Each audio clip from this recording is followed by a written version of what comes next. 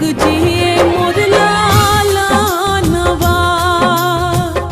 और जी करिले माई पूजिले चरणवा जुग जुग